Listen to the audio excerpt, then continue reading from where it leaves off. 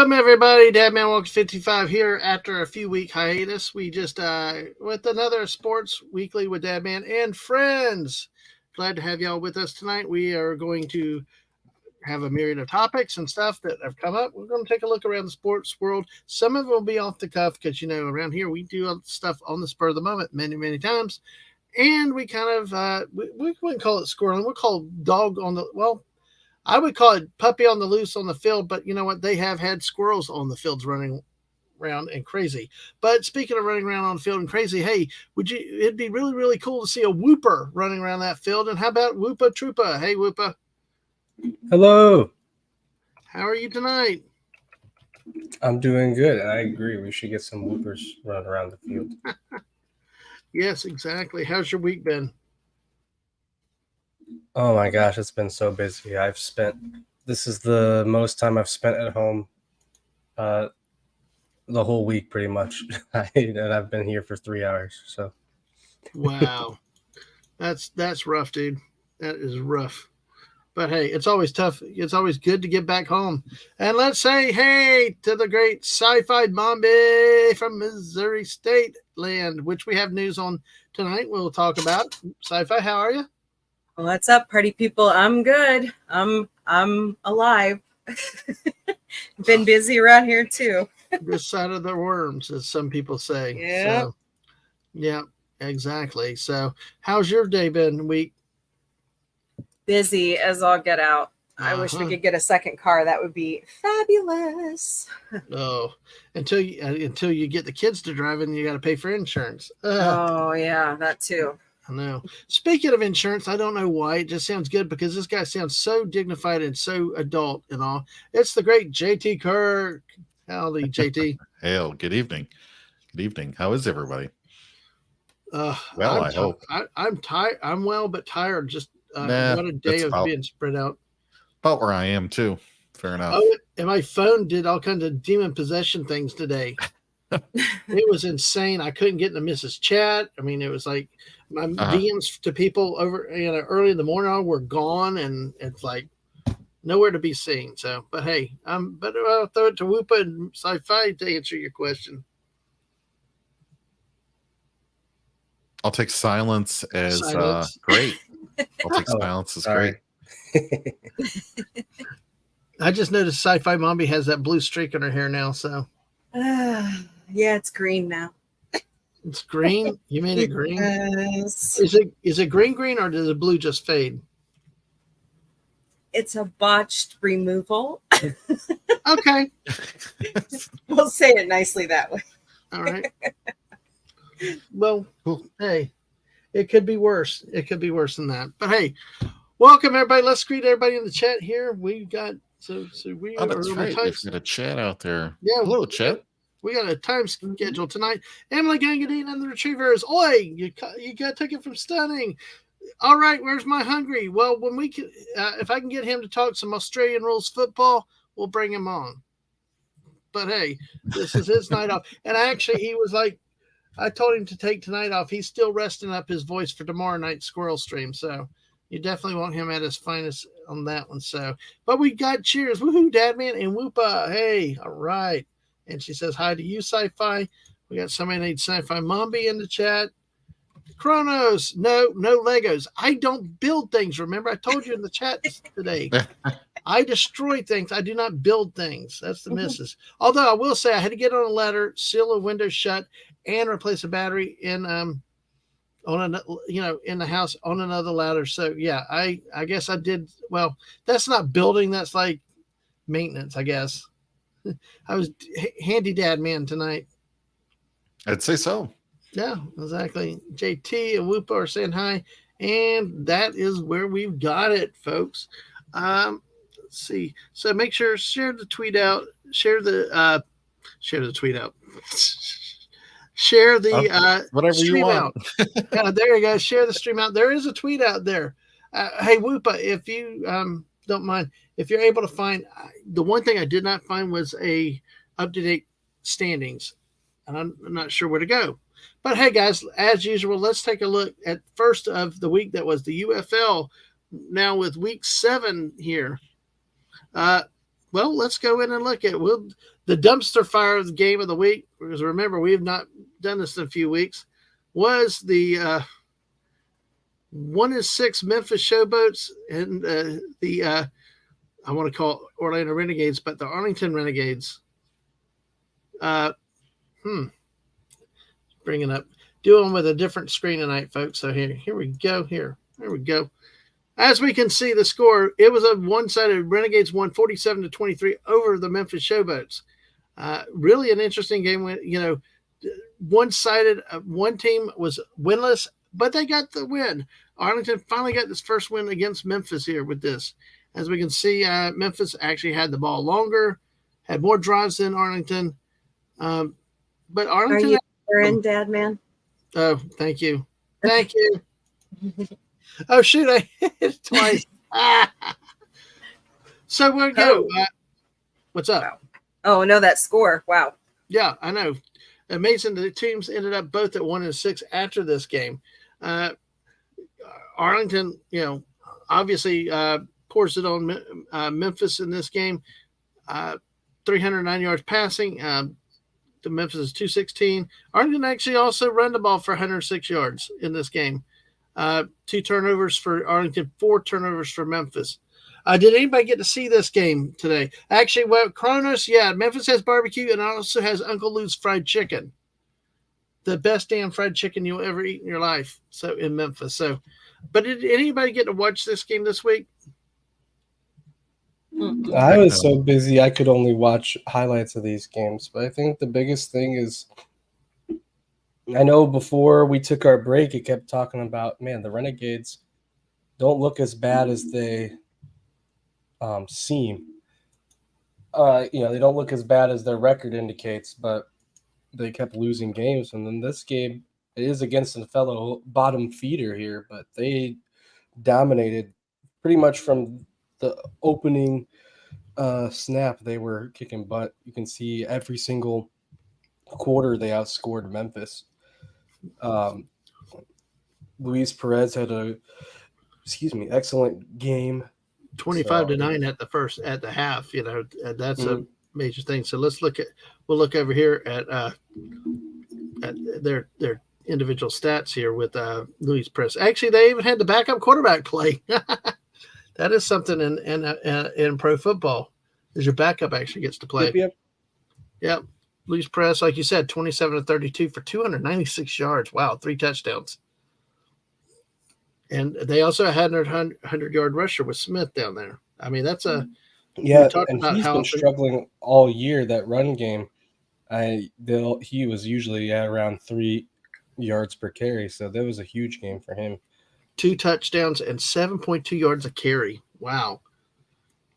And then we, in terms of the receiving, our friend Canella, 9 catches, 72 yards, pretty good. 2 touchdowns. Wow, that's 4 touchdown passes for Luis, 3 for Perez and 1 for Lindsey Scott Jr. So it's really amazing to see. They really broke out. Of course, now when we look at the standings, we'll see if it's too little too late, though, this year. But first game of the season, first win for Arlington. Of course, Memphis, Cookus is back. So, but yeah, their numbers don't look too bad. It's just, you've got 4 turnovers committed by the team, 2 interceptions, really shoot yourself in the foot. If the Renegades had 11 drives, I mean, imagine how efficient that offense was for an Arlington fan. Memphis. I think that was the most points. They just barely edged out Battlehawks for most points scored this season. So It was definitely an offensive display. And see, like Memphis, they ran the ball for almost 4.5 yards a carry. That's nothing to sneeze at. So, yeah, I will say I'll consider mini golf a sport, Kronos. I will. Which one was it? It jumped on me again. There you go. I was going to say, what was that show on ABC with Rob Riggle? All I remember is Wild World of Sports and the agony of defeat. So, yeah. So, well, we won't, so Arlington gets its first win of the season. JT or Mombie, I don't know if y'all were able to catch up on any of the games this week. No, but no. This is our first one. So you like Caddyshack? All right. I do too. That's a great one. All right. So let me do this. Let me bring this down. I'm a big believer in not flipping screens. So let's go to a game that's near and dear to the heart of people in the state of Missouri. Mm-hmm. Oh, holy moly at SciFi Mombie. Hey, buddy. Thank you, buddy. Good to see you. So let's take a look at a game that is near and dear to the people of Missouri, where the Battlehawks actually fall to the Birmingham Stallions, 30-26 in the game. Obviously, this game went down to the fourth quarter with Birmingham winning in the fourth quarter. Woopah, did you get to see this game, or are you on the highlights again with this one? No, this was a really close back and forth game. Both teams looked pretty good. I kind of thought it'd be a defensive battle because the Stallions' defense is incredible. And I thought our defense was good enough to stop their offense. Their offense has kind of always been shaky, but they've had some big games. But it's like, well, you have big games against bad teams. But they've been playing lights out lately. Maybe just took them a while to figure it out. And their offense has looked great. It ended up being an offensive shootout. Battlehawks, I didn't expect us to – I figured if we scored over 20, we'd win. 26, and I believe – did we get 4 touchdowns on this? I don't know if it was 3 or 4 touchdowns. But our offense looked pretty good against a very good defense. But their offense looked pretty good against us as well. It was overall just a kind of a shootout, I guess you'd say. Well, look at that. They talk about the efficiency, but balanced time of possessions. Birmingham only had 9 possessions, Battlehawks 10. Now, if I calculate, Battlehawks scored on 4 possessions. I must have gotten a 2-pointer on one of them, and then basically you've got 4 out of 10, a 40% score rate. But if you look at the probably 5 or 6 scoring drives for Birmingham, almost well over half the score drives ended up in points. Really efficient. Birmingham was, like you said, known for its defense, but offensively. But if you look at it, they held St. Louis to 214 total yards, while amassing 347 yards total. Both teams were efficient. 3 red zone touchdowns. St. Louis 3 out of 4 in the red zone, and Birmingham 3 of 5 in the red zone. We look passing wise. AJ McCarron seemed to have struggled. Only 150 yards that day, 19 of 32. 1 passing touchdown. Birmingham 21 of 33, 3 passing touchdowns, and then of course this another 100-yard running game right there. Birmingham runs the ball for 142 yards, averaging 5.5 a carry. But St. Louis, though, anytime you can run the ball 4.5 yards a game, it's a good output. Yeah. So, I mean, we're looking at the stats, JT or Mombie. Do y'all have any thoughts or observations? Just stat watching here with this game.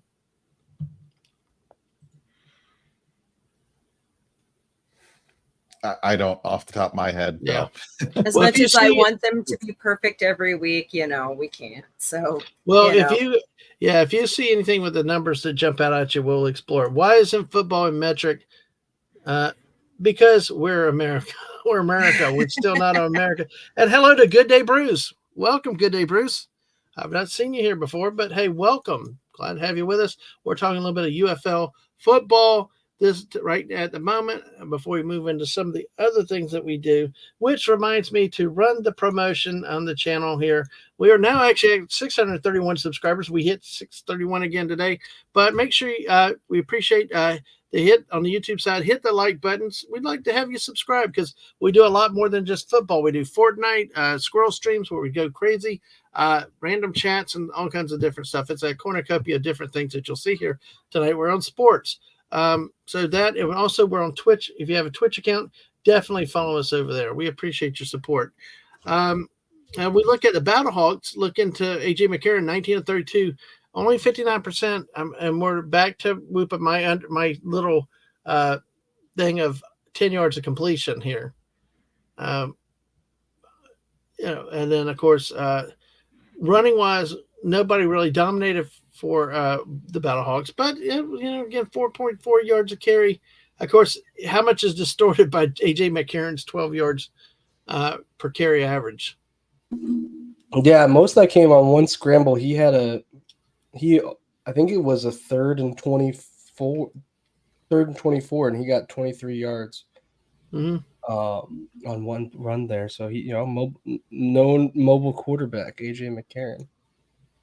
Yep, exactly. Yeah, not what we're known, not what he's known for, But hey, he did it. Yeah, he ran for 24 yards, 23 on one carry. So Sailors had 2 touchdowns for the Battlehawks on the ground, and he had a passing touchdown as well. So he was really 3 total touchdowns for him. Wow. But they didn't list him in the. Okay, they didn't list him in the pass. Sorry, he had a receiving touchdown. Receiving, yeah. Yep. There you go. 4 catches for 20 yards and a touchdown. Absolutely. All right. And we Butler, was a big receiver. 7 catches for 89 yards, 44 on the longest. Definitely McCarron's favorite target. Now we look at the Stallions. Adrian Martinez goes, let's see, 21-33, 63%, 230 yards. Again, over 10 yards of completion. 3 touchdowns, no picks, but while running for 60 yards for Birmingham. So, and the game comes down to the fourth quarter with this. Woopah, I know you said you expected a lower scoring game, but I mean, how much lower scoring than this? I kind of figured if a team can score over 20, they're going to win. Like, I didn't think my goal was, I think if the Battlehawks can score 20, they'll win. But it ended up being both teams scored over 20, and it was a tight one at the end. Yeah, that's really what I expected. I don't think that if you can go to the Stallions defense, scroll down. I think they only got 2 sacks, which is well below their usual. Yep, 2 sacks. Yep. They usually have a lot more. So I don't know if that's a good job by the defensive line, or not the offensive line for Battlehawks. I don't know as much. It's hard to know about the trenches battles, but no, they did a good job. The interception was a rough one by AJ, if I remember correctly, but overall, I think they did a good job in getting 26 points. I can double check. Yeah. Well, you're checking. I'm going to say hello to Stunning and Brave Megatron. He comes in. What do you call someone who has had too much to drink? An Uber. Yes. Be responsible. Be responsible. Absolutely stunning. And stunning. So good to see you tonight. I guess you're probably still stuck in a hotel, right? Or did you get home? Was this a game you expected to win or expected to lose? Is it one of those that really? The Stallions are a very good team. I wouldn't have ever expected to win, but I was hoping to win. Okay, so it's one of those that's not an upset or an unexpected loss. You expect it, but it would have been cool to pull it off. I mean, Birmingham had the better record, and they were at home, so I think you'd probably say it was expected that they won. The fact that it was as close as it was is probably the best that we could ask for. But it was the fact that it was a close game. Their closest margin of victory before this game, was 2 for DC. But they were at home for that one too. Dang, what the heck? But this was the most points anyone scored on them. Last week, the Memphis scored 21, but 12 of those points came in the fourth quarter when the game was basically over. Yep. The Stallions blew them out. So I think it was maybe just they took the foot on the pedal. Meanwhile, in this one, the game was close the whole time and managed to put up 26. Yeah, it really was a good game. I mean, it really was a 40-yard touchdown pass. Came down to the fourth quarter. Stallions moved to 7-0.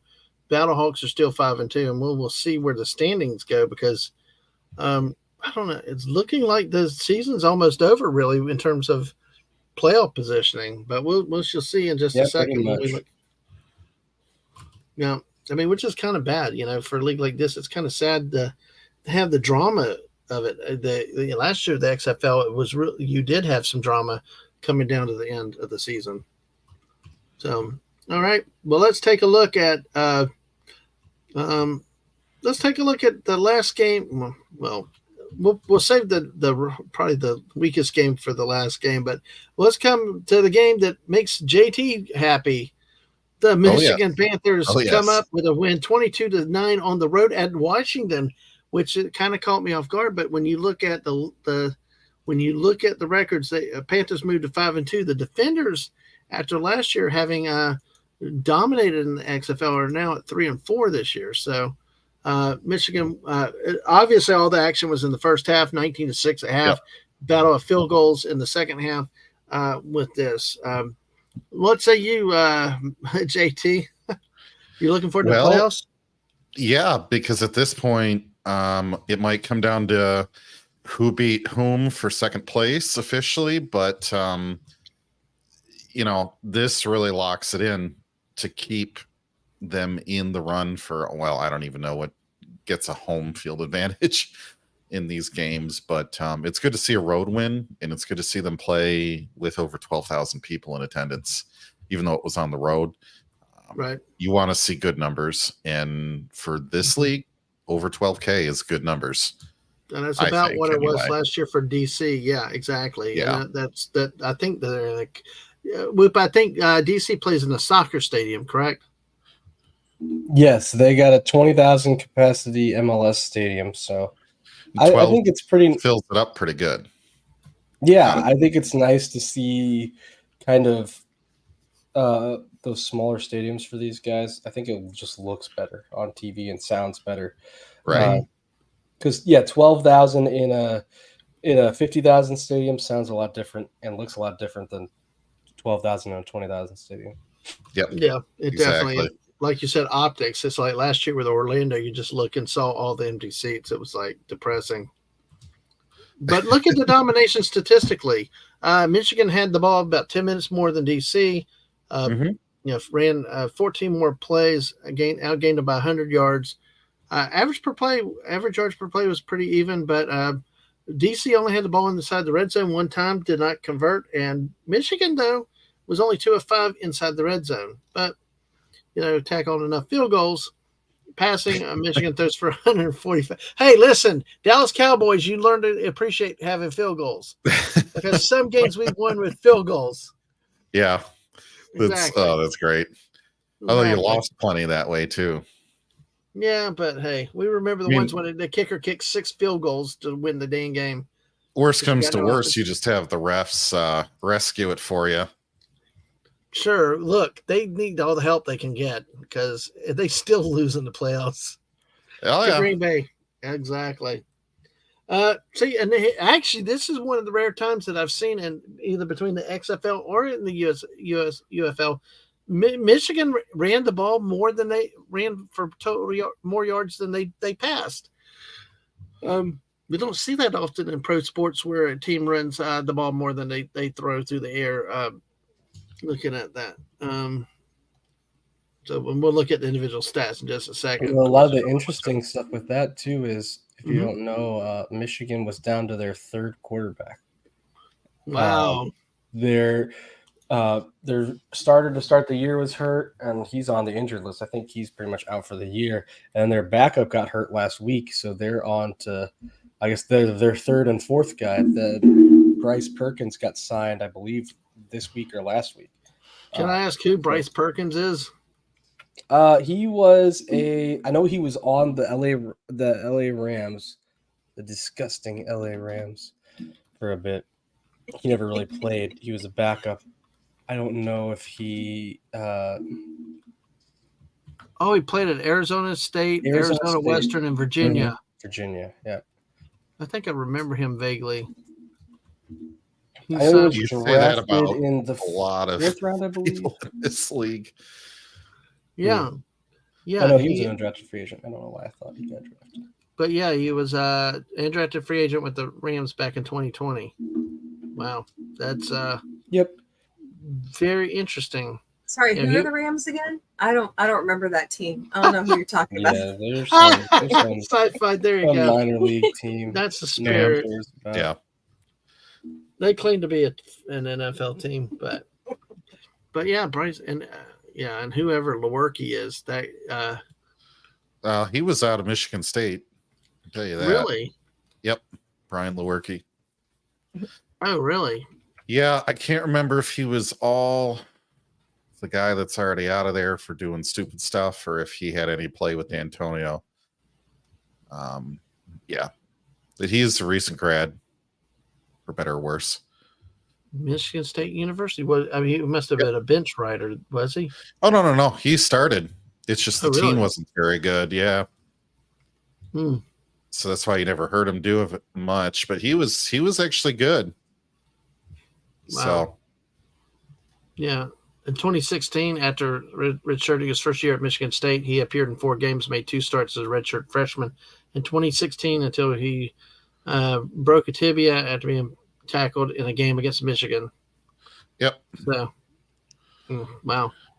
But yeah, in the senior season 2019, 234 out of 309 passing attempts, 2,800 yards, 16 touchdowns, but 12 picks. So that, yeah, he did have the bad tendency of throwing it right to the other team right when you didn't need him to. yeah, exactly. And hello to the old man cometh. Welcome in tonight. How are you doing tonight? Good to see you. Good to see you. All right. So we were talking some football. So that's Michigan. At least we know some of the people on the roster. But Colburn runs for 137 yards, 8.6 yards a carry. Wow. Nice output though, JT. Yeah. So let's see. Do we know who gets home field assignments for the playoffs? We don't yet, but the odds are heavily in Birmingham's favor. No. And Jordan Ta'amu in this game was only. Yeah, go ahead, Woopah. I want to say it's technically still up for grabs, but Yeah. if you were wanting to make a prediction, I would definitely say Birmingham because it's yeah. Well, because they're, I can't remember what the record. They're what 7-0 or 7-1 or they're 7-0. Panthers are 5-2. Now the Panthers still have 1 game left against the Stallions, so they could win that, and they are at home.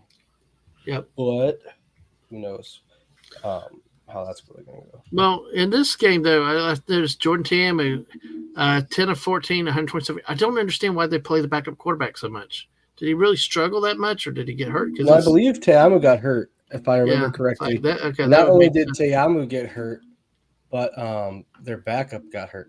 So that was their Jalen McClendon, former Baylor Bear. Yeah. He was their 3rd quarterback. So the XFL has a thing. I think the NFL used to have this, but I don't remember, or maybe they still do. But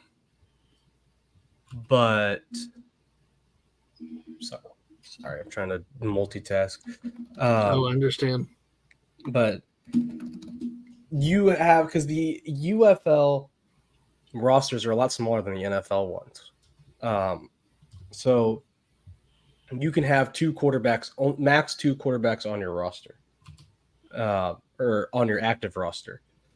And they had Jordan Ta'amu, obviously, and then DeAndre Francois, right, who had 1 carry before promptly getting hurt. Wow. So then, sorry, I laughed at the last name. I shouldn't have. That was inappropriate. But no, Florida State Seminole. Which Yeah, Dadman actually doesn't was mind if you laugh had at his him at own all. stories down here. But yeah, go ahead, Woopah. But he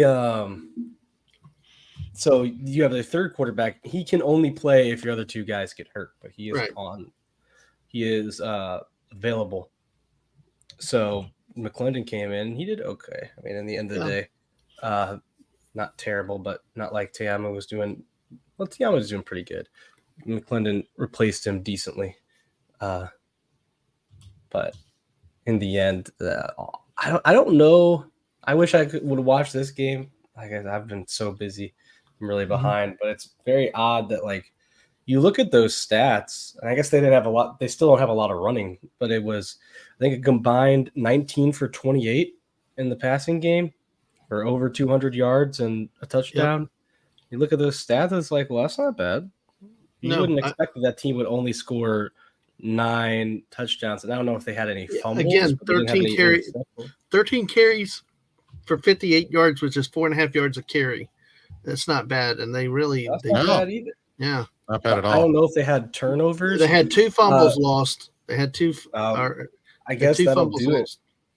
Because it's just you look at those offensive numbers outside of the fumbles, it's like, oh, that's a pretty productive game. You'd expect them to be able to muster up 20 points or so. But I guess if you're fumbling at the goal line, you put up together a good drive and then fumble at the last minute, that's what's going to happen. All right. Well, there we go. Michigan moves up to it moved me up on the week. Michigan moves up to 5-2. The Defenders at 3-4. And we will look at the standings in just a minute. Leads us to the last game of the week, which is really a slugfest. The San Antonio Brahmas actually rally to come back to beat the Houston Roughnecks in a barn-burning 15-12 game with a field goal battle at the end of the first half, 3-3. And then San Antonio rallies for 12 points in the fourth quarter for the winning margin, 15-12.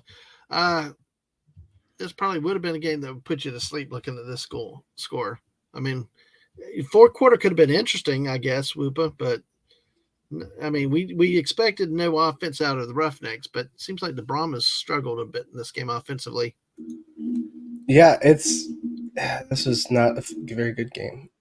Look, they both equaled at 30 minutes on the dot. That's nice and even there, I guess. You can hang your hat on that. No, it's a very the Brahmas are a very weird team. Their second game of the season, they had some crazy comeback to beat Memphis. Third game of the season, they played the Battlehawks pretty close but couldn't get it done. Then they lost their starting quarterback. Then went into they were at home versus Michigan and beat them by 10 points.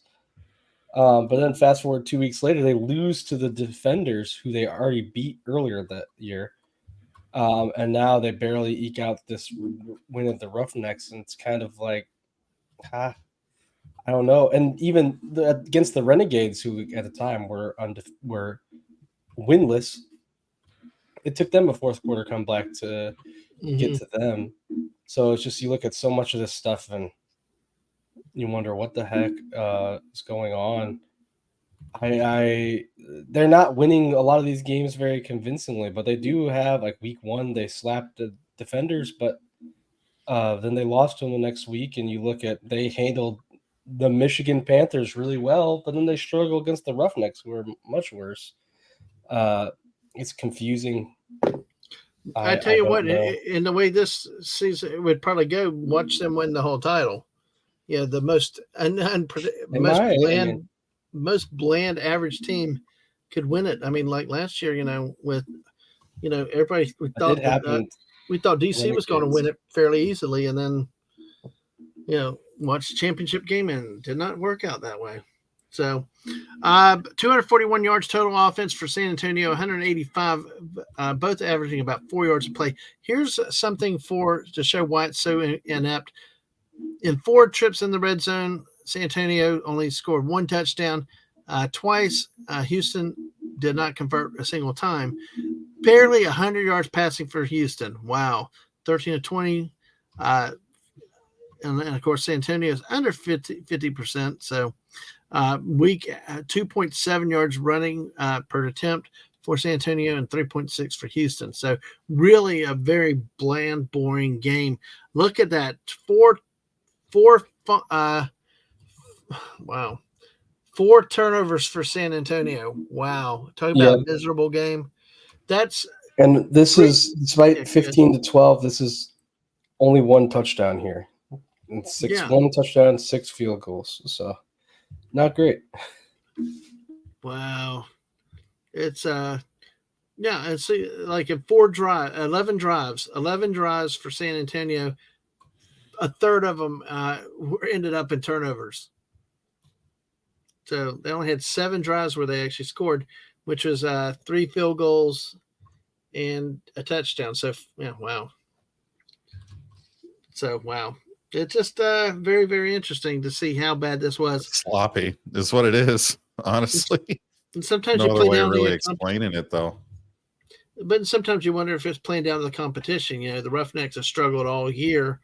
We've known it, we've seen it, and then because we'll take a look at the Guantanamo Bay is the quarterback again. God, poor Tennessee guy. But look, his numbers looked okay. 11 of 18, 121 yards, but just no touchdowns, nothing really. And then Sinet comes in, very average there. There's no really spark out of the running game. You look, it's just an overall mediocrity looking at these numbers. Yeah, they don't really have that one guy who's getting much done on offense. It's just very bland. And then on the Brahma side, it's very similar. They also had a quarterback change. Dormady. I think he had a fumble and an interception. So they decided to replace him with Kevin Hogan. I don't know who that is. Wow, we're hearing about some really bottom line names of quarterbacks. So we at least I remember this guy. Some people have heard of him, so former Cleveland Browns quarterback. When I say former, I mean and played for Stanford Cardinal. I do remember him then. Yeah, from 2012 to 2015. So he's old though, He's their third. He was their third quarterback too, because their starter went down with injury. It's sad to see, but he's old because he last played in college in 2015. So you take it about that's a while ago. That's a while ago. Yeah, a smidgen. Yeah, but hey, didn't really do much. 5 of 7, 38 yards. So a lot of short passing, no touchdowns. So really just an anemic. Let's see. When you got Cody Latimer, he only had 1 catch. You really have you have talent. There's some only targeted him once too. That's really a problem. The confusing part. Yeah, there's a problem there. Houston, we have a problem, although they didn't care. But like here, Dorman lost a fumble, Levitt lost a fumble, Stevenson. So, you'd really the numbers do not lie in this game. They say bad, and you got bad. But all right, well, that's it for the week that was in the UFL, my friends. So now we're going to try to take a look. If you're ready on the standings, we can take a look at the standings and go from there.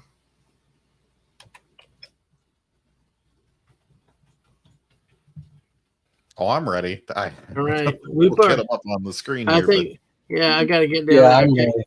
Okay, you ready, Woopah? I'm ready. All right, here we go. Oh, hello. Yep, out here. I can. Let me get my magnifying glass. Hold on. Can you hold on zoom a second? Yeah.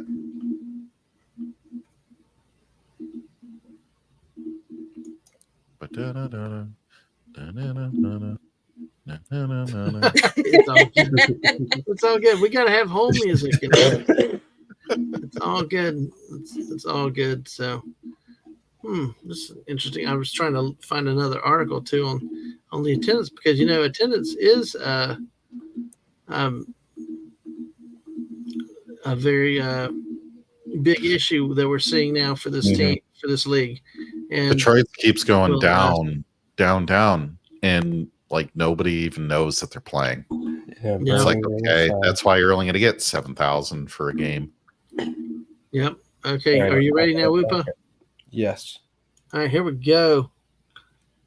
All right. So here we are, our two conferences. So you look here, everything's already pretty much decided. Stallions and Panthers have clinched, and the Showboats and the Roughnecks are eliminated. So there's not a ton of intrigue over here. Yeah. And even home field advantage is up for grabs, but I don't know what the tiebreakers even are, but yeah, that's kind of what I was wondering, because you look at this and they have the strength of schedule of 0.469 for two of these teams, the Battlehawks and the Panthers. Strength of victory 0.314 as well. So like that's basically where do you go to after that? Yeah. And good evening to Lady Mist. Welcome in, Lady Mist. Good to see you. Hello, Lady Mist. And roses and flowers back to you. Yes, we are talking some sports tonight. But so we've got St. Louis at 5-2, San Antonio 5-2. That will be, at least we have a battle on that side of the map. I'll say the Battlehawks do have the tiebreaker here at least, because they beat the Brahmas in San Antonio already, so they have that. They are 3-0 in the conference. Our last 3 games are all conference games, and 2 of them are at home, so I'm happy about that. Yeah, Woopah. Yeah, make sure you don't drink too early or do whatever. Make sure you I'm gonna drink. It's a noon game, so actually it might be 11. How do y'all have all those dang new games? I don't know. A weird obsession that the Big Ten has that I don't know why it's floating over to other leagues, but it needs to stop. It's too early. Not something I voted for. I agree. I agree with that. One time I wanted a day drink. Well, I mean, it's like 7 o'clock would be a good. At least give y'all one 7 o'clock game, so you can actually be like the LSU Tiger fans, get loaded up pretty good before it. But of course, do we see? But yeah, the USFL. I mean, I think Birmingham, if they win their next game, they just need to win 2 of 3. They're definitely confirmed. But I think even if they just win 1 of their next 3, they pretty much have home field advantage. Well, Birmingham does play Detroit one more time as well. Well, that is true. Detroit's got to win that to have a chance at home field. Well, here's how the next 3 weeks play out. Okay, let's look at let's focus on the. And thank you, Lady Miss, for saying hello to everybody. It's a blast to have you with us tonight too. Okay, let's look at Birmingham and Michigan. Week 8 next week. Memphis plays at Michigan. Michigan has a home game this week, but playing the lowly Memphis Showboats. But then again, it's offset by the Houston Roughnecks.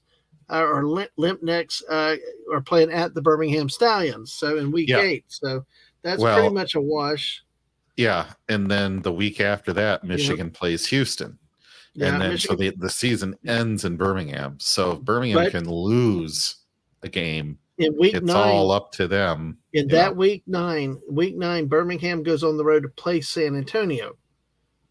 So that is the game you got to hang your hat in at the Alamo Dome.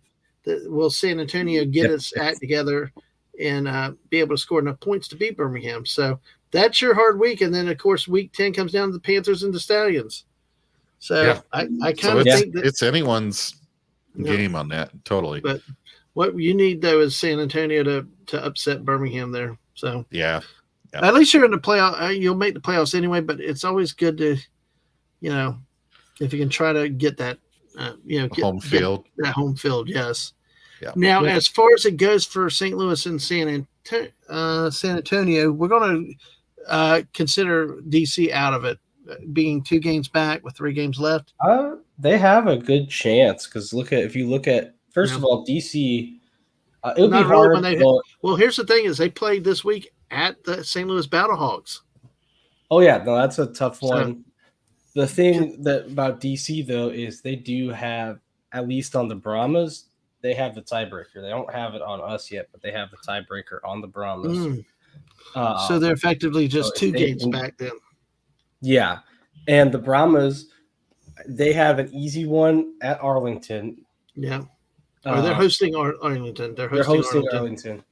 And then they host the Stallions. They host the Stallions, which that's going to be a tough one for them. And that same week, DC is on the road at Memphis. Yeah, so Memphis DC should be that one. And I believe that DC plays Arlington one more time as well. Yeah, and Arlington is at DC Defenders to end the season, while San Antonio is at the Battlehawks to end the season. So that's going to be if the DC beats, in theory, if DC beats Memphis and Arlington, and the Brahmas lose to, I probably have to lose out, but which losing to Renegades would be tough. But like losing to the Stallions would not be easy. Would be very easy, probably expected. And losing to the Battlehawks, they already lost them away. So well, Woopah, guess what? Yeah, well, guess what? In the last week 10, you get a 4:00 home game. Oh, look at that! I get to sleep in, yeah. So, folks, there's the standings of where everything result sits. Yes, JT. Interesting thing. Sorry to cut you off, Dadman. No, go ahead. If you could do us a favor and click on League at the top center of the page, it'll give us the resolution of that tiebreaker. So right now, Panthers are in 3rd, Battlehawks are in 2nd. Yes, I don't exactly know how that works. I know, I wonder because it can't be head to head because the Panthers beat the Battlehawks head to head.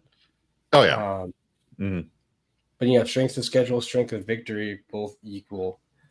I don't know if it has to do with conference schedule, or if it has to do with point differential because the Battlehawks do have the higher point differential.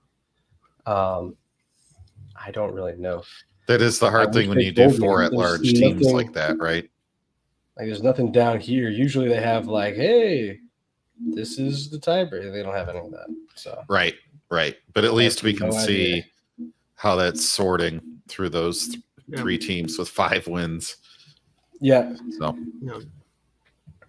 Yeah, and one of the other, and the last topic that we'll talk about, then we'll move on to some other headlines, is that with the UFL, one of the things that really the league is facing is the attendance issues in a lot of cities.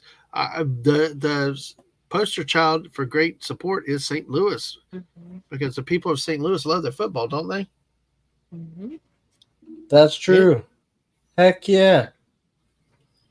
Come on, SciFi. I thought they did. I don't know. It's really quiet over there. I know. But yeah, you Missourians love football. Yeah. Like we told that team that shall not be named, don't let the arch hit you on the butt on the way to California. So yeah, everybody down here, at least in Southwest Missouri, I hear really good things about going up there and watching football. They really missed it.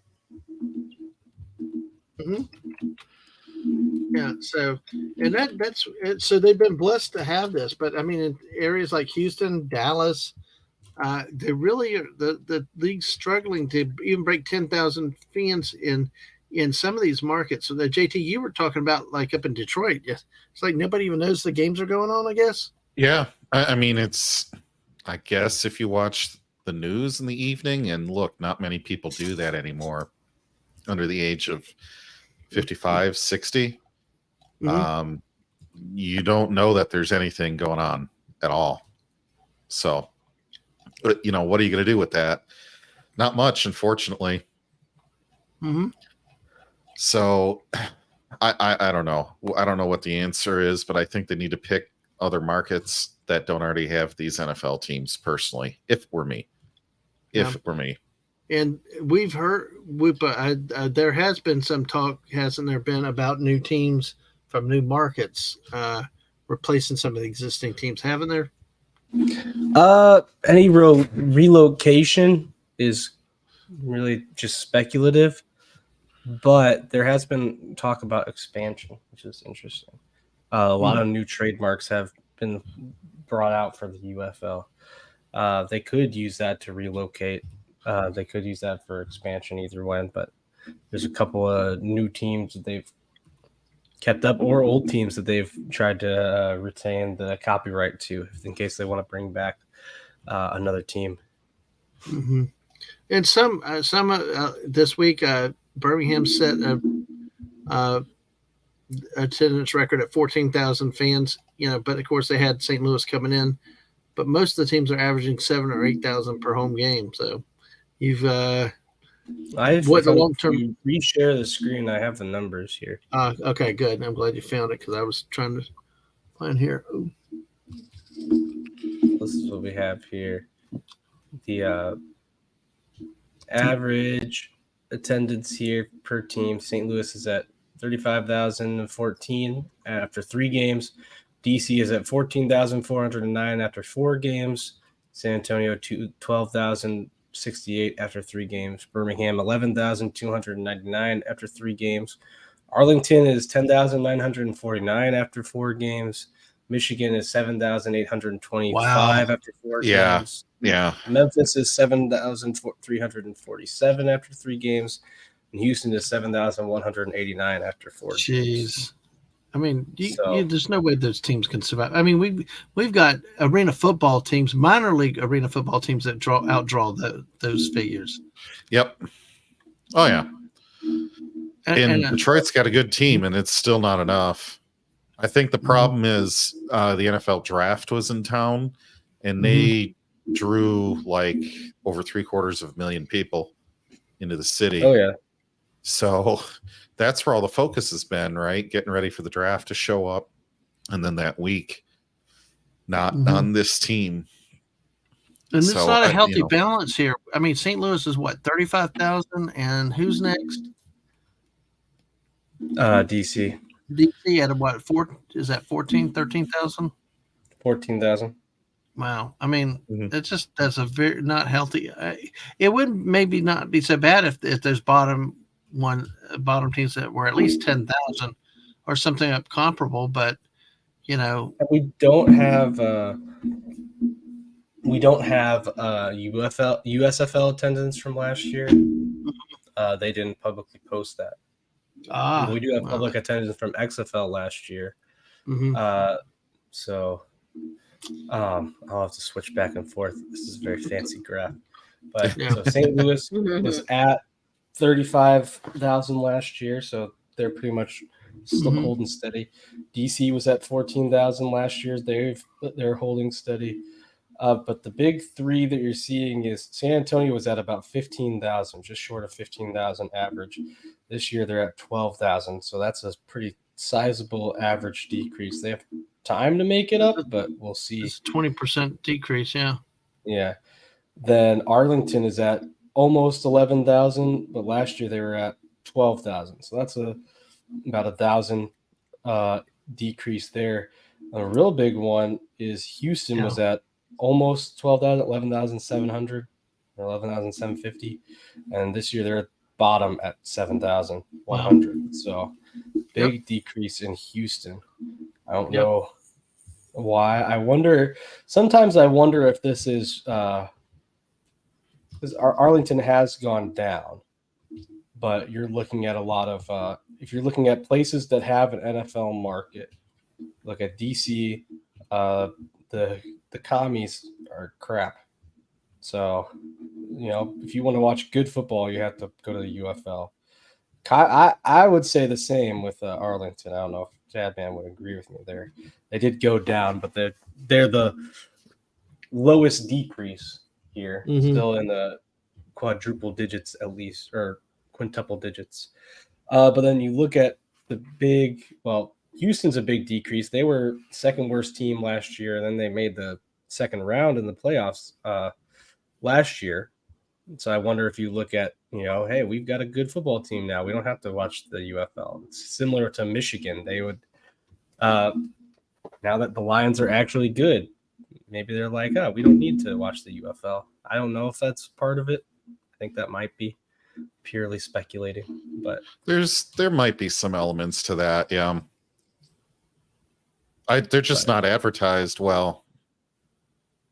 So how do you even know? That's the biggest issue with it, is how do you even know they exist? And most people don't. Like, you can still bring it up around the water cooler and people are like, oh, that's a team? Like, they're genuinely shocked. That's not a good place to be in. Yeah, that's not ideal. I can say one thing that the league is doing good. Its attendance is not great. 12,706 average per game. Last year, the average per game was 14,431. So that's almost 2,000 per game drop across the board, which sucks. But one thing that is positive, I can get through these, is the TV ratings. So this is actually pretty much the worst week the UFL has had in ratings. And you're still looking at almost 600,000, 750,000, 665,000, 572,000. If you're wondering how this lines up with week 7 of the leagues last year, if we go to the XFL week 7, you can see, and a lot of this is TV rating and TV rights. This is ESPN and Fox of 3 ESPNs, which is probably why it was the worst week they had. But you have FX, ESPN2, and then 2 ESPN. Week 7 for XFL was 177,000 views, 356, 365, and 502. So the high watermark for the XFL was 502 on week 7. The lowest was 572 here. And if you go to the USFL on week 7, you get 703,000 on the one Fox game, which is pretty good. That would be in line with these numbers that you see here. But then you have 274,000, 251,000, 161,000. So you can take one positive from this, at least, that the TV ratings are doing good. This right here says on ESPN, if you're just comparing the ESPN, it's up 30% in viewership from games that were on the XFL and the USFL last year. So, and if it's on ESPN, I'm not watching it because I don't have ESPN. So but that's a big that is at least a big bump. I think TV ratings are going to matter a lot for the league, especially if you're not getting attendance. But I think it also shows maybe it is the market, in the sense that, like, there's clearly people interested in this league. I think a lot of people, what I've seen people talking about is the ratings in New Orleans are really good. And the USFL, they had the New Orleans Breakers.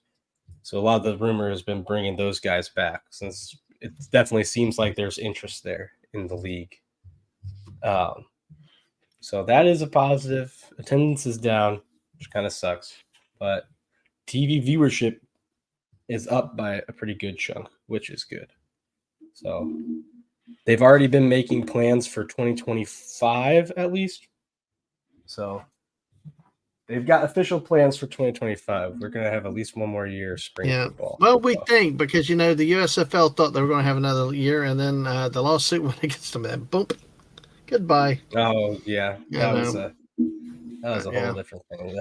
All right. Well, we are going to transition. That was great with the numbers. And see, that's why we geek out. That's why I say you can nerd out and all that on these wonderful stats here. So, let's jump over to another sport here that is really coming down to the end of the wire. Well, it's over for me because my team sucked bad enough and all that. So, NHL hockey. Hey. Oh, I was going to say the NBA or the NHL. Take your pick. My team's not. There is no NBA. There is no NBA. This is true. Yeah, no, there is no NBA. There's no NBA. There is a There's only WNBA. Vegas. That's pretty bad when the WNBA is kind of doing better than the NBA. That's true. Yeah. But hey, let's look at it. Let me see if I can get the size that's grown up here a little bit. Got a little bit more. Yeah, there we'll make it nice and big. So we've got over here in the Western Conference. We've got in the Western Conference the Stars, the Avalanche. Dallas leads this series 3-1. With this, Boo, boo, boo. You're just going to hear me booing a lot of these teams because a lot of them That's have okay. beef with the Red Wings, so I've got beef with them. Exactly. And both those teams can go ahead and just lose the rest of their games at the top, as far as I'm concerned. Well, hey, look, you got the Battle of Canada there. Game 4, Canucks and Oilers are facing off right now. So there you got that. Filthy Canucks. Oh, let's go Edmonton. Let's live old time for Wayne Gretzky. Hey, we got a Winnipeg fan out here. Hey, Yeah, Winnipeg. go Jets, go. Yay. Exactly. Unfortunately, the Jets will not be going anymore. But hey, we got a Winnipeg. You know who else I think is associated with Winnipeg? Tina the Naughty Dragon. If we only had Tina here tonight to talk I do like Winnipeg, but they will not be progressing any further, sadly. Yeah, sadly. Sadly. Yes, exactly. I was All hoping right. they would go. I've got a couple friends who are I say a couple. I think it's just one, actually. I lied. You have Not a couple. you have a Only friend. Very, very I have nice. a friend who's from Winnipeg. From Winnipeg. Okay. Yes. Good thing you cleared that up. So that unfortunately the way it does it doesn't tell us where the standings are here. Do you don't know offhand what they Since game 4, I believe it's Canucks are up 2-1 in the series. Okay, all right. I was flipping over to the Eastern Conference after last year's stellar record-setting season by Boston to completely collapse to the lowest seed Florida Panthers. Well, this year the Panthers are a higher seed and are a rematch for the Bruins, and Florida now leads the series 3-2, with game 6 to be determined. The Bruins won tonight 2-1 to stave off elimination, so they're trying to come back here. The Bruins need to win. Then they need to win bigly. I'm sorry. Yeah, exactly. Go ahead. Win at Boston, ahead. send it back to Florida. Thank you for your stunning insight there. I don't hear You know JT why I'm booing. saying that, right? Because I don't like hockey teams from hot places. No, I don't blame you. I don't even like them. Yeah. I don't think hockey belongs in Florida. No, it does not. I will say it belongs. They've to got a the guy from St. Louis, Yanks. though, so I don't mind. Well, you're border Mr. state. Chuck. It's okay up there that y'all get snow. Yeah, it's do get snow. okay. So, and then of course Mark D with the C's great New York Rangers. I guess I'd say I'd have to cheer for the Rangers, even though I'm a Devils fan, to help Mark along. Let him have a good year this year. I want the he Hurricanes deserves to win because it would be I fun. hate the Hurricanes Why do you hate the Hurricanes? What because did they do to always you? screw the Devils most times. Because they're rocking. They usually tear up the Devils when the Devils actually having a decent season. That's just your fault It's for a- being a Devils fan. Huh? Yeah, that's It really kinda is. It's interesting. What? That whole series. He I'm wearing a disguise. This is to bug Hungry the next time I see him. You could say I dragging myself to chat to be naughty. I thought when I saw this, I could only think of the great and noble Tina the Naughty Dragon, the Queen Dragon of the North, up there in that area. So, but good day, Bruce. Good day, Bruce. It gives me a chance to practice my Australian accent with Hungry. Good day, mate. Uh-oh. Good day, Bruce. What? That's great. Yeah, because I'll have fun saying to this. Hey, Hungry, and we got good day, Bruce. So, all right. Let's just hope Hungry doesn't go back and watch this. People, It's sports ball. I don't think he will. We'll bring it up tomorrow night because remember tomorrow night at 10 o'clock we're going to run with another squirrel stream. So, but folks, that's where the NHL playoffs set. The season's really coming down to the end right here. Will we have Boston and Rangers, or will we have Florida and the Rangers in the East? And of course, how does the West go? We at least will have one Canadian team, which is good. I tell you what, honestly, no, it's never good. I don't know what you're talking about. I would cheer for Edmonton. You know why? Because I used to not be a fan of Canada, but as I get over it, damn it, Canada deserves hockey and a hockey title, not a stupid team from Florida. No, they don't. It's too hot down here. Nope. It's funnier if Canada loses at the Canada, our home and native land. Oh, sorry. But anyway, hey, I love the Canadians now. I got a lot of great Canadian friends up there. And some to really keep happy. So, all right. Well, that's where we get. Any other thoughts, you guys, on observations where it stands right now? Any other comments? I'm really interested in this Rangers Hurricane series. If you're not following it, the Rangers took a 3-0 lead, but every game went to overtime. Wow. But even though it was 3-0, it was pretty close. And then the Hurricanes won back-to-back games. So now it's kind of a series. And even though the Rangers wins, if they're only OT wins, I mean, they count just the same, but it's like.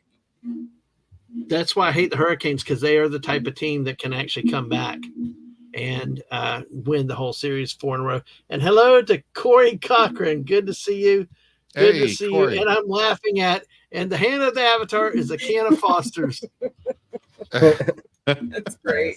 Foster's Australian for beer. Yeah. Anyway. You are really going after Hungry, aren't you, this evening? Well, hey, Bruce, just buy Hungry a gift card for Outback. Exactly. Yep. There you go. Say, we'll put on a shrimp on the bobby. But hey, subscribe. Good day, Bruce. I love you. That's so funny. That's awesome. All right. Anybody else? Any other thoughts? Because that's a brilliant observation when you have a series that goes. Because historically, sometimes when a series goes that way, if you watch Carolina win Game 3 and tie it up 3-3, Carolina's probably going to win it. JT. This was in week 1, round 1, that we didn't get a chance to cover on the channel. But you remember the Terrence and Phillip episode of South Park where they say, "As is tradition," for the Royals on everything.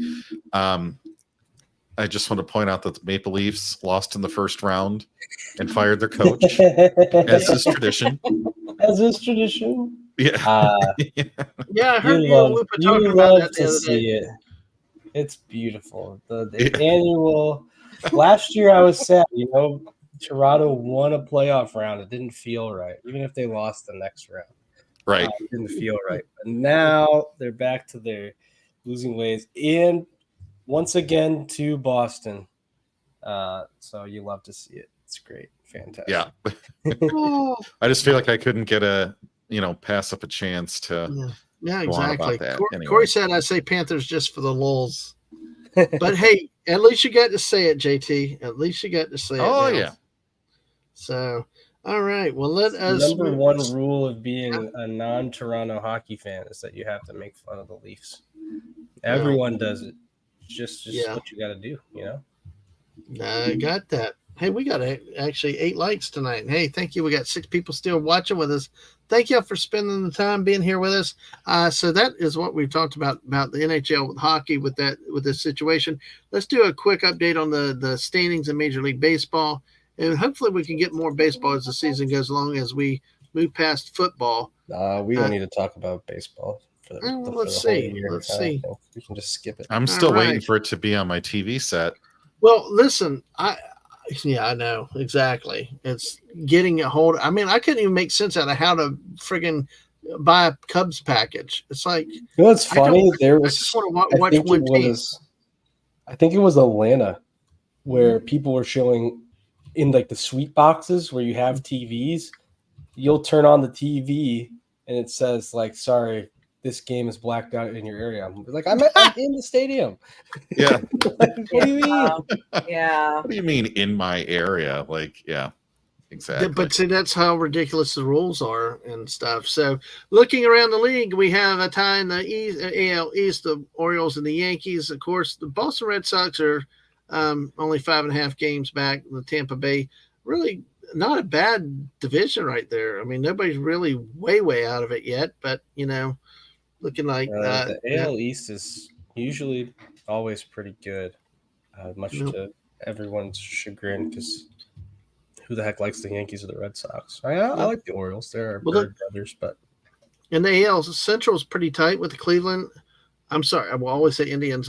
Just what it is. Minnesota Twins. You could say it in front of me. I'm not. Yeah, I'm like, just quit playing the games. It just, and of course, Kansas City Royals. See that's a team I've always liked.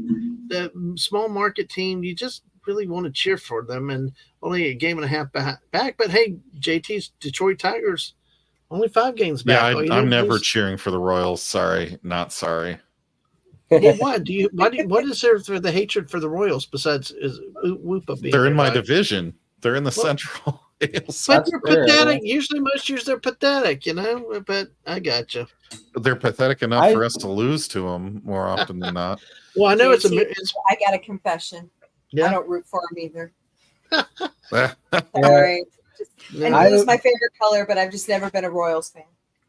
There you go. I wish I could. They have a nice story, but they do they though? Do they really? They robbed us in 1987 with that BS call. Should have won in Game 6 of that World Series. It would have been classic. Right. Instead, they stole it. The fix was in. They did. Well, speaking of BS calls, we're diehard Cardinals fans, so that's why we don't support them. Well, yeah. Speaking of BS calls, though, I did see an article the other day about Angel Hernandez and a couple of the other umpires. The umpiring is still bad in Major League Baseball, right? Oh, the umpiring sucks. Yeah, that's same. I noticed watching a game the other night a little bit. They've got the box up on the broadcast, which annoys the fire out of me.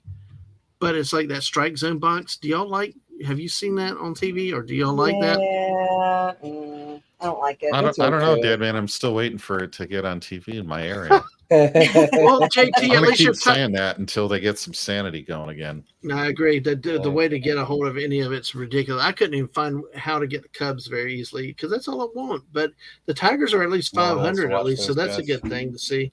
AL West, the Mariners have a game and a half lead on the Rangers. Talk about a crazy division here. Buddy Hepburn, though. Buddy Hepburn. Your team is 4.5 games out in the last year in Oakland before they moved to Sacramento, the team that decided to go to Las Vegas before Las Vegas ever committed to do anything for them. Wait, does that say Seattle is number 1 in that division? Yes, it does. What? Yes. Wow. Yes. Right? It's insane. So, it's but Buddy Hepburn, get those Oakland A's tickets, buddy, while they're on the road to the playoffs, the postseason. The more important thing to look at is look who's in the second to last right now. Houston Astros. Yeah, they're doing. I guess they're still in striking distance because this division is not looking great. But the fact that they were one of the worst teams they were the second worst team in the AL and the whole American League not too long ago. Personally, I'm happy for their collapse. I've been praying on their downfall for a long time. I never liked them when they were in the National League, honestly. So, cheers. Of course. No. Well, let's skip over to the National League. The East. In the East, the Phillies have a 2-game lead on the Braves. I hate the Braves. I always hated them, even though I'm in the South. Screw the Braves. I hate them. But the Nationals at 20-20. That's why. No, tell us how you really feel. Like, you're like, oh, why are you so harbor such feelings against Kansas City? Then all we got to do is bring up the Braves. You never hurt anybody. They don't even matter to the friggin' Cubs, but it's just all these daggum people around here doing the tomahawk chopping. I'm a Braves fan. I'm a Braves fan. You bastards weren't around when they sucked for 20 years. You know, you couldn't find Braves fans till they started the playoff run in the late 80s, early 90s. You know, it was like they were dead. I mean, they were a dead franchise, and that's why. Corey says he picks the red because they're hot. as well. Why not? Yeah. So, Oh gosh. and in the Central, the Look at Brewers have a everyone, game and a half lead on hold the on. Cubs, man. Hey, Cubs. You got to With point. Everyone has to point and laugh at the Mets because it's funny. 19 and They're 22. losing Yep. again. Well, we'll That's look at the what you get. Marlins, though. Pete Alonso, Cubs. you freaking idiot. Yep. Sorry. Well, I tell you what, the Chicago Cubs, I cannot believe with their nondescript, boring roster, are only a game and a half behind Milwaukee. It's just Hopefully they'll lose more soon. Don't worry. no. Well, I don't know. We'll see what happens. Obviously, they can win at home, but not on the road. But I will tell you, I did see the Cincinnati ballpark a few years ago in person. What a lovely area Cincinnati is down by the river, and it was a nice looking ballpark from outside. Is it a van down by the river? Yes, there you go. And in the West, the Dodgers have a 6.5 game lead on the Padres, and almost looks like that division's over already at this point. Yeah. If But hey. you were wondering, spending $1 billion in one off season will get you a lot of wins in the regular season, at least. Does it translate to playoff wins? That's the postseason wins. That's the main thing. That's what you The do. AL Central has a lot of great ballparks. Maybe not teams, but they've got a lot of great ballparks. Wrigley Field is a nice. Busch Stadium is beautiful. You were just talking Great about American the Ballpark at the Cincinnati Reds. Stadium. PNC Park, like, man, I wish that they had a good team in Pittsburgh, because that park is probably the most beautiful park I've ever seen. I want to go to a game in Pittsburgh. It's just the team is almost always bad. I feel bad because it's like, man, it's such a beautiful ballpark. Every time I see pictures of it, I'm like, Oh, wow. PNC? Yeah. It's a great ballpark. I kind of the only thing that outdoes the great ballparks right now is this. I'm still laughing. I'm still stuck on this. Oh my god, I didn't even see that coming. I was like, oh my god. But hey, we got 9 people here with us. Thank y'all. Make sure y'all smash that like button and follow us on the Twitch side. Subscribe here on the YouTube side. But thanks for being here, everybody. So now we've got. I want to cover a couple more stories really quickly in the next few minutes because there's plenty of breaking news out there with all around in the world of sports. One of the, we talk about conference realignments and stuff. There's still news on that front in many ways. Some of it deals with specifically Clemson and FSU, still about lawsuits between the schools and the conference, both up in the Carolinas and down in Florida. There's a lot of moving on that between court, who has jurisdiction. There is talk and rumors that the ACC will fall apart before June 30th. Which should be interesting if they did. Yeah, and it comes down to what will be the key factor will be if there's a trigger in the contract where ESPN can demand a renegotiation of the contract if certain parameters are not met. But yet they met down here in Florida in Amelia Island, where all the rich people go to have a nice little party out there. Basically, they said the meetings were, it's the Ritz-Carlton and all the tennis. Okay, it was just funny the way you said it. That's all. That's okay. I love to say it that way. Maybe one day I'll get in trouble for it, but hey, they say that they had amicable meetings with that, and so they're not declaring yet to withdraw, but there's a pending lawsuit of FSU against the conference. So, that's still working. One of the new things that has happened, so we hit 10. We have got 10 tonight. Thank y'all so much for being here. SciFi Mombie's favorite school, Missouri State, now joins the Conference USA in 2025. So what do you want to say about that, SciFi Mombie? Why is this so significant? It's they say it's to better compete. I think they're just running away from South Dakota State. So, I mean, we've hired a good coach. We did pretty well last year. But yeah, I mean, we've been in Missouri Valley, and it's not just football. It's all of us, it's every sport.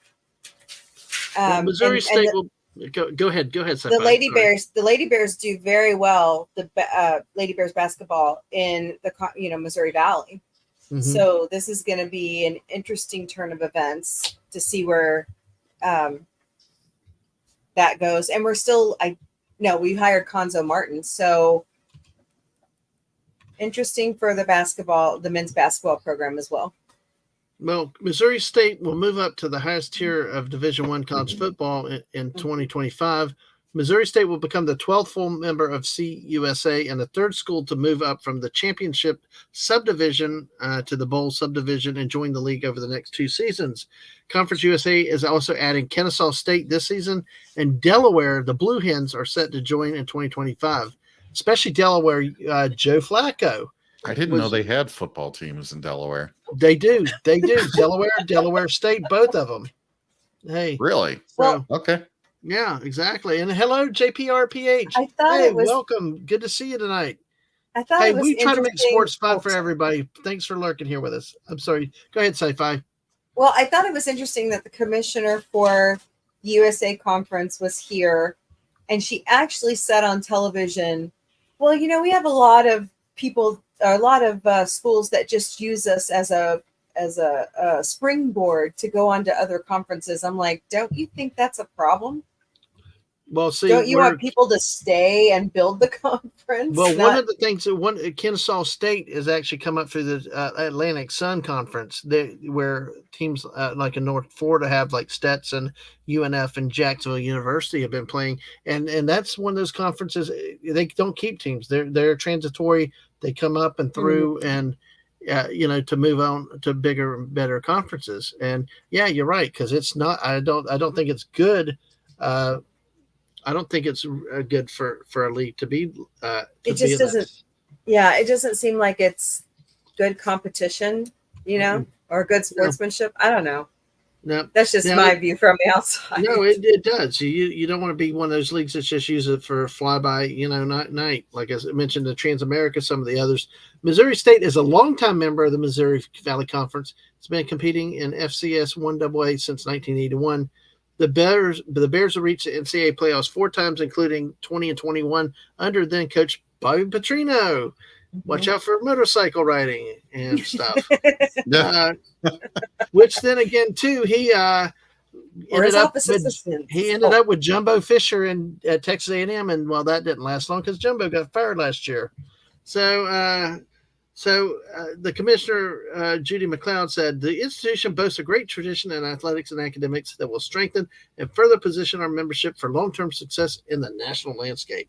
The Conference USA lost 6 members to the American Athletic Conference and have been rebuilt by adding former independents such as Liberty, which is also an Atlantic Sun team in basketball, New Mexico State, and Sam Houston State and Jacksonville State last year.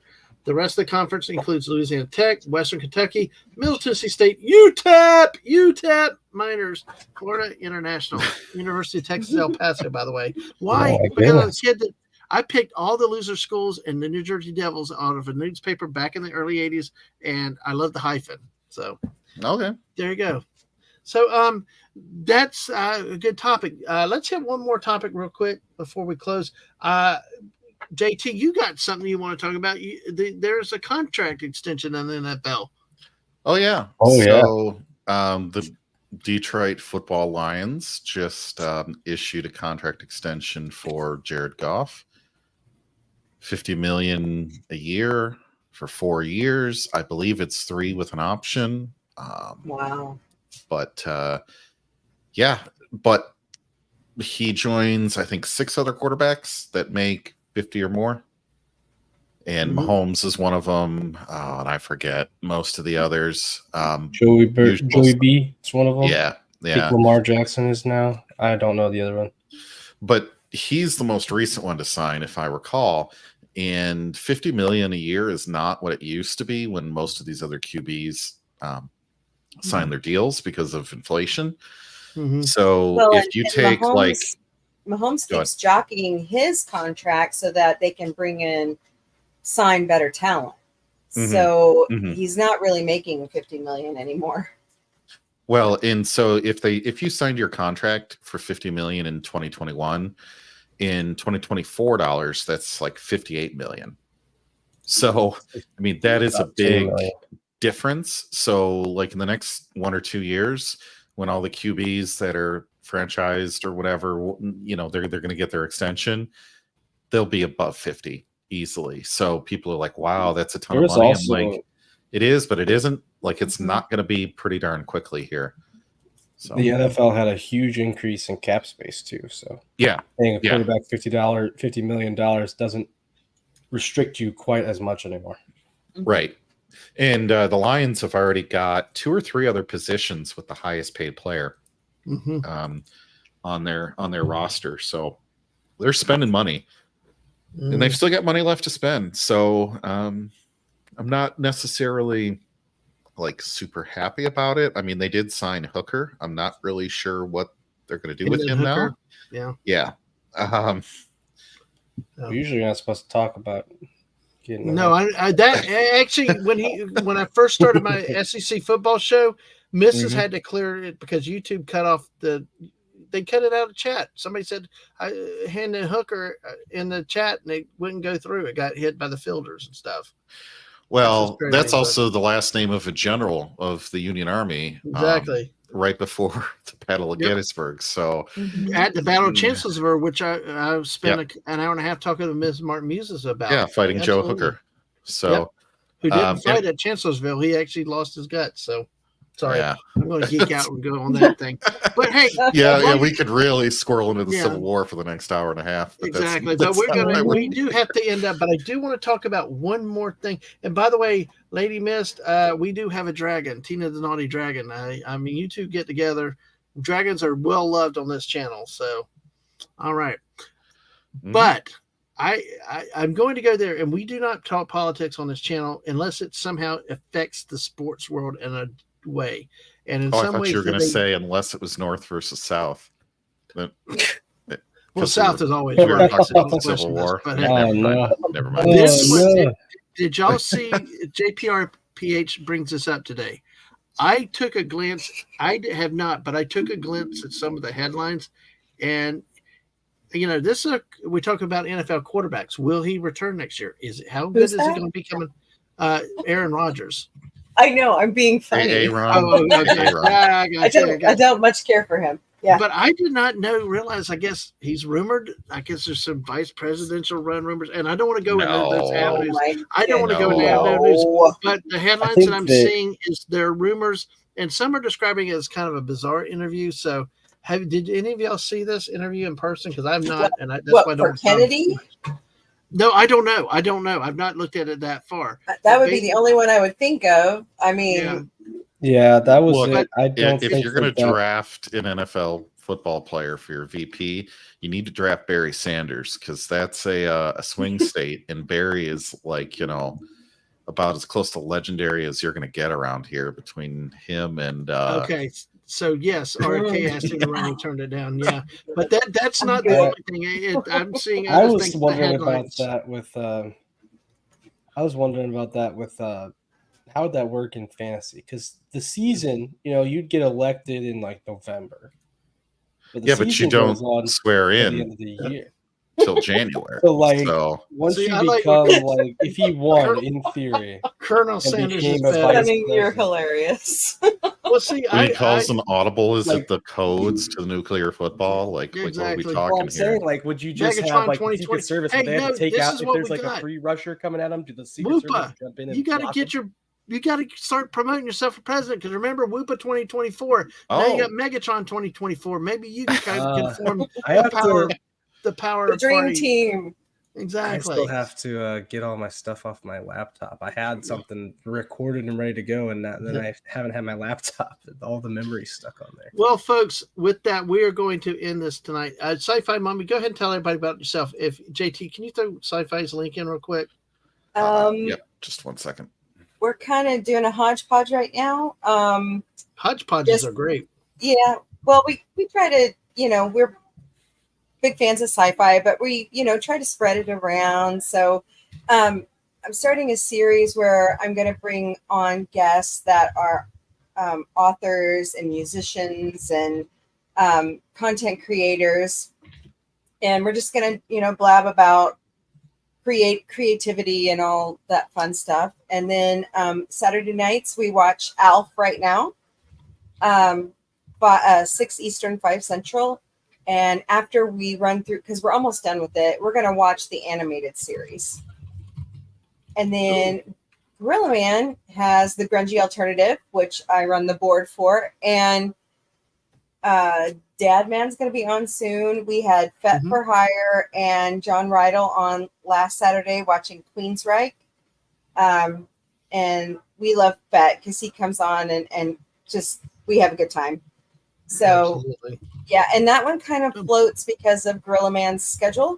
Sometimes it's on Thursday nights, sometimes it's on Saturday nights. So just watch for our announcements on Twix.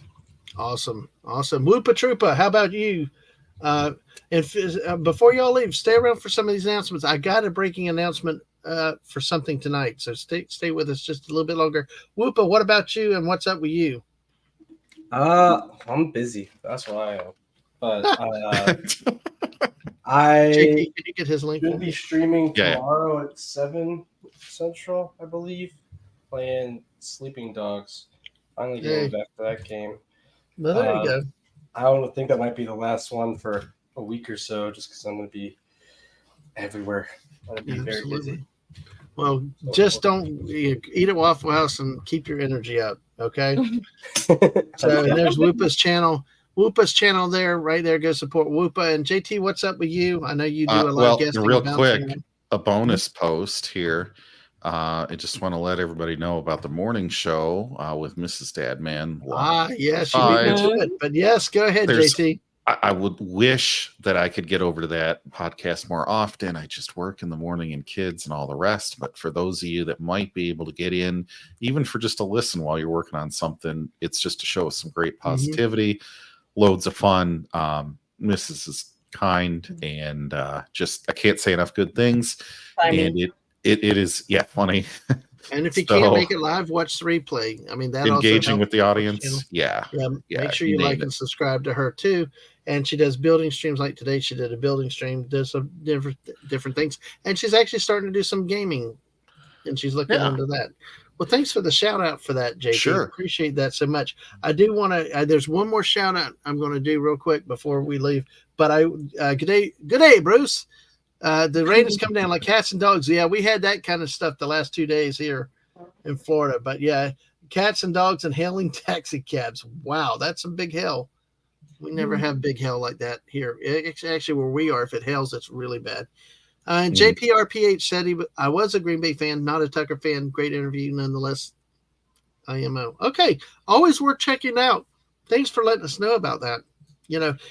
But if you look at it, it's an interview. I'd have to sit down and watch the whole thing in context because it sounds like they hit all kinds of crazy stuff with it.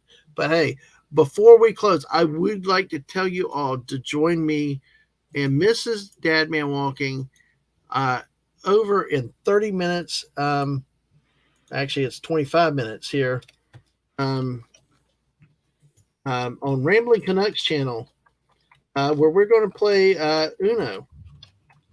So, yes, that will be live in about 25 minutes. Mrs. and I are going to be playing Uno over at Rambling Canucks channel. If you have not been there, go by there, say hi to him. Subscribe over there too. And he's an awesome guy. We appreciate it. We do some Fortnite. He does karaoke on Saturday nights. So come by, say hi. And our fourth player is going to be none other than the great Bucky's Crafting tonight. Oh, so come. It's going to be a riot. Yeah. If we can get all the tech worked out. So that's going to be the big thing. And the sharp and witty Bucky. Yeah, sharp absolutely. Is one of her crafting needles. Exactly. When a kid's not taking them. And good day, Bruce says, yes, the morning show is good when I wake up in time. Absolutely. And thanks for piloting in on to that. With that, folks, great show, guys. Thank you, JT. Thank you, Woopah. Thank you, SciFi Mombie. Everybody out in the chat.